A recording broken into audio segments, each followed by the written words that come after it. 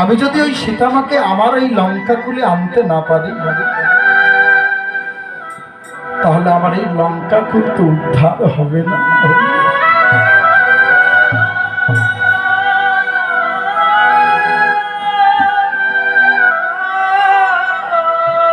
ভক্ত যদি আমার লঙ্কায় না আসে, সীতাকে যদি লঙ্কায় নিয়ে আসতে না পারি, তাহলে আমার এই লঙ্কা কুল কোনদিন উদ্ধার পাবে না।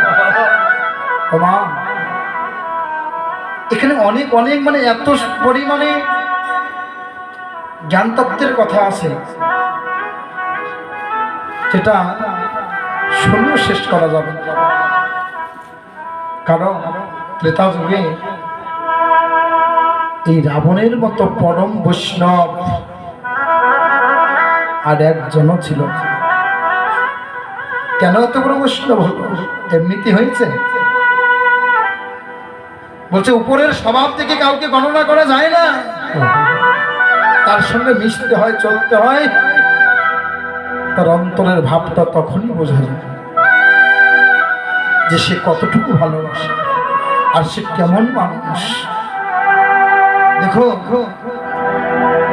রাবণের অন্তরে বড় চিন্তা যে আমার লঙ্কাগুলোকে তো আমাকে উদ্ধার করতে হবে, কিন্তু কি করে করবো? আজ এত বড় ব্রাহ্মণ, এত বড় বৈষ্ণব আর কেউ ছিল না। তাই তো যেদিন ওই অকাল বোধন এই মায়ের পূজা করতে বসেছিলেন রামচন্দ্র, করেছে না? সবাই রামায়ণ পড়ে দেখবেন। কেন করেছিলেন মায়ের পূজা? রামচন্দ্র করেছিল কেন?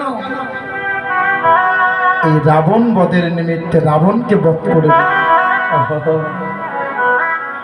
যুক্তিটা দেখুন কিরকম।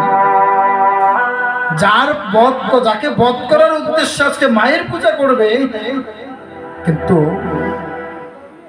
এই মণি দুর্বাসা তিনি সিদ্ধান্ত দিলেন যে রাম, তুমি যদি মায়ের পূজা করতে যাও, একজন শুদ্ধ বৈষ্ণব ব্রাহ্মণ ছাড়া তোমার এই মায়ের পূজা হবে না।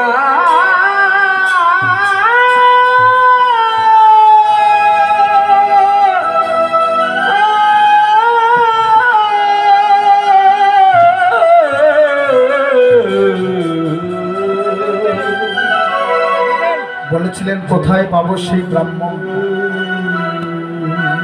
কোথায় পাবো?